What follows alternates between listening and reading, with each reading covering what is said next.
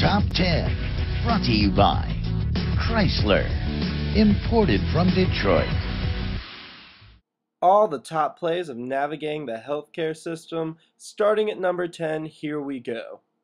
He steps out to block the shot, and oh my goodness. Holy man splits! You hate to see that and so close to the end. That looks like a compound fracture to me, John. Oh wow, he's going to need a lot of specialists for that whopper, Gail. I hope he knows how to navigate the healthcare system. First stop, the emergency room. Gail, looks like they're going to have to stabilize that injury and move him along to radiology, where they can get a better look at what they're dealing with exactly. On to radiology. Many people don't know that radiology is a specialty by itself, concerned with creating and analyzing medical images to help doctors find out what's wrong. Kind of like most people didn't know you played college baseball, John. Moving on, here we see a 3D fracture. As you can see, the tibia was broken all the way through. He'll need to see an orthopedic surgeon to get this straightened out, but not before dealing with all the hassle of the ER. The ER has a policy known as EMTALA, passed in 1986, that says that emergency rooms are required to treat everyone that comes in, regardless of insurance coverage. Since the ACA was recently passed, there will be increased insurance coverage for those previously uninsured, giving many more people better access to the health care that they need. By increasing the amount of insured patients without an increase in the primary care doctors, there could be a flood of patients into the ER looking for the care they need. Whoa! Next up, paying for the emergency room can be another hurdle for patients to cross. Patients often come in unaware of how much ER fees will cost, which can result in bills of thousands of dollars that they're forced to pay. You're so right, John. Everything else seems wrong. Just the ambulance ride alone can cost over $1,000. These bills can be quite complex and confusing for patients and providers alike. Our patient moves to another specialist, the orthopedist. Here we see him discussing the compound fracture and treatment options. The orthopedist needs to get the scans from radiology as well as the reports from the ER and add his own report to the patient's file.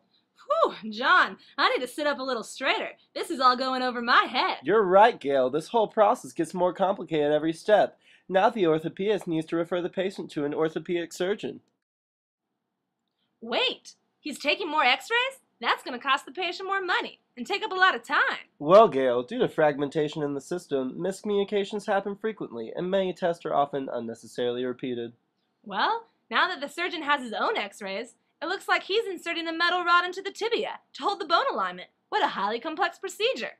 Stop reading my notes, Gail. Before the surgery, the team performs a pre-op checklist to be sure nothing is missed and to prevent mistakes. This helps ensure high-quality care and minimize medical error. Well, that's good, John, because medical errors are the fourth leading cause of preventable death in the United States. Time to pay the piper, John. Payers such as private insurance companies or Medicare and Medicaid decide the rates of provider reimbursement for medical procedures. We were just talking with Dr. Scott Brown, an orthopedic surgeon, and he said he was often frustrated by having to deal with claims disputes and arguments about how much he would be paid for a standard procedure. That doesn't seem fair to the providers or the patients, John. This system can be as inefficient as a trip to the DMV. Time for the follow-up with the orthopedic surgeon.